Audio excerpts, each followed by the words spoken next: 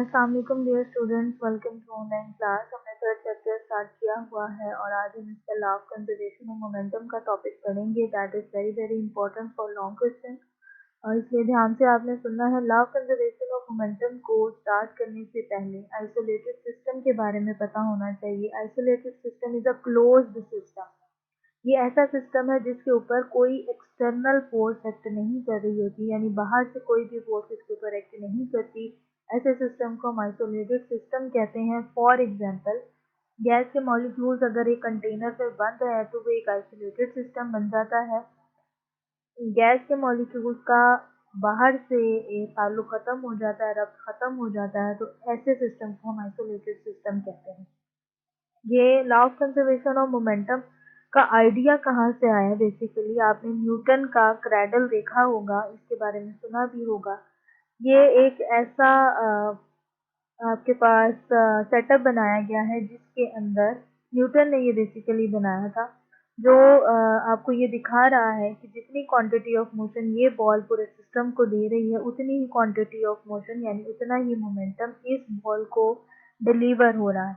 यानी overall movement जो है वो आपकी कंजर्व रह रही है, क्वांटिटी ऑफ मोशन जो है वो ओवरऑल कंजर्व रह रही है। तो यही आपके पास लॉ ऑफ कंजर्वेशन और मोमेंटम है कि किसी भी सिस्टम का लीनियर मोमेंटम एक आइसोलेटेड सिस्टम में कांस्टेंट रहता है। अगर आप इस क्रैडल को देखो तो इसके ऊपर कोई एक्सटर्नल फोर्स एक्ट नहीं करी कि आपस में ही कोलाइड हो रहे हैं। तो ऐसे सिस्टम को हम आइसोलेटेड सिस्टम कहते हैं। और ऐसे सिस्टम का लीनियर मोमेंटम, लीनियर मीन्स के एक लाइन में मूव होने वाले ऑब्जेक्ट, तो इनका मोमेंटम हमेशा कंजर्व रहता है। इसको प्रूव करते हैं। हम कंसीडर कर लेते हैं कि दो मैसेज हैं m1 और m2। बिफोर कोलिजन उनकी वेलोसिटीज v1 और v2 है, और जब वो आपस में कोलाइड करके बैकवर्ड मूव होते हैं तो उनकी वेलोसिटीज v1 डैश और v2 डैश हो जाती हैं। तो इनके ऊपर हम सेपरेटली चेंज ऑफ मोमेंटम इनका कैलकुलेट करते हैं। पहले मैथ 1 का चेंज इन मोमेंटम कैलकुलेट कर लेते हैं, और वो कैसे करेंगे? इम्पल्स का टॉपिक आपने पढ़ा था और उसके अंदर एक फार्मूला आपने देखा था, F cross t is equal to final momentum minus initial momentum. आप बेशक ऐसे भी लिख लें, कोई इशू नहीं है। m1 v1 minus m1 v1 dash. और इसी तरीके से सेकंड मैथ का भी अगर आप देखेंगे तो वो आपके पास इसी तरह की सिचुएशन बन जाएगी। आपको नजर आ रहा होगा ये फोर्स है और यहाँ पे F डैश है, तो ये दोनों फोर्सेस ऑब्वियसली अलग अलग होंगी, क्योंकि F वो फोर्स है जो मैथ 2 मैथ 1 पे लगा रहा है, और ये वो फोर्स है जो मैथ 1 मैथ 2 पे लगा रहा है। तो ये एक्सपीरियंसिंग फोर्स है, इसीलिए अलग अलग इनको हमने शो किया हुआ। इसमें से T कॉमन है। हम क्या करते हैं कि इन दोनों इक्वेशन को, इक्वेशन 1 और इक्वेशन 2 को आपस में ऐड कर लेते हैं। जब हम ऐड करेंगे तो जो T है वो कॉमन आ जाएगा। राइट हैंड साइड में ऐड होगी और लेफ्ट हैंड साइड में ऐड होगी। हम इन इक्वेशंस को जब ऐड किया तो इस तरह की फॉर्म बन गई। अब हमें पता है कि न्यूटन का थर्ड लॉ ये कहता है कि action and reaction are equal but opposite in direction. मैंने आपको बताया कि ये वो फोर्स है जो 1 2 पे लगा रहा है और ये वो फोर्स है जो 2 1 पे लगा रहा है, तो ये दोनों एक दूसरे के एक्शन रिएक्शन ही बन रहे हैं। तो ये दोनों इक्वल हैं लेकिन ऑपोजिट इन डायरेक्शन है, या आप सिंपली कह सकते हैं कि इनका जो सम है वो 0 के इक्वल है। तो यहाँ पे अगर आप 0 पुट करेंगे तो ये साइड आपकी 0 के इक्वल हो जाएगी। आपके पास पीछे ये इक्वेशन बनेगी। अगर आप इस इक्वेशन को गौर से देखें तो इक्वेशन आपको ये कह रही है कि change in momentum of first body plus change in momentum in second body या सेकंड बॉल, इन दोनों का सम 0 के इक्वल होता है।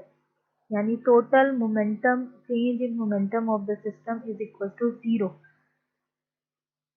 या दूसरे लफ्जों में आप अगर इसी इक्वेशन को अरेंज करें तो m1 v1 इधर ही रहेगा, m2 v2 इधर ही रहेगा, m1 v1 डैश यहाँ जाके प्लस हो जाएगा, m2 v2 डैश भी यहाँ जाके प्लस हो जाएगा। तो आपके पास रीअरेंज करने पर ये इक्वेशन आ गई। इसकी ये साइड है momentum before collision, total momentum before collision, और ये आपकी साइड है total momentum of bodies after collision. चाहे आप कान यहाँ से पकड़ लें चाहे यहाँ से पकड़ लें, बात एक ही है कि initial total momentum is equal to final total momentum, या change in momentum in first ball plus change in momentum in second ball is equal to 0। तो ये आपके पास प्रूफ हो गया कि जो टोटल मोमेंटम है वो आपके पास ओवरऑल कंजर्व रहता है। और ये आपके पास सिर्फ लॉन्ग में ही आ सकता है। शॉर्ट में अगर आएगा तो सिर्फ आइसोलेटेड सिस्टम की डेफिनेशन आएगी। लॉन्ग में अगर आएंगे तो दो तरह से सवाल आ सकता है। तो what is an isolated system, state and explain law of conservation of momentum, और prove that momentum of an isolated system remain constant. यहाँ पे आपका आज का लेक्चर कंप्लीट हो गया है और आपको ये इम्पोर्टेंट है, लॉन्ग में काफ़ी बार आ चुका है। इससे रिलेटेड असाइनमेंट है, दैट इज एग्जाम्पल 3.3। और सबमिट करने का तरीका आपको पता है, solve on register, take a picture, send to WhatsApp group, mention your name and roll number.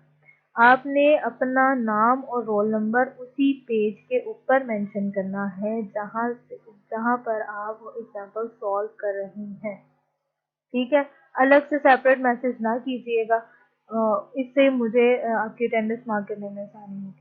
अपना ख्याल रखिएगा। अल्लाह हाफ़िज़।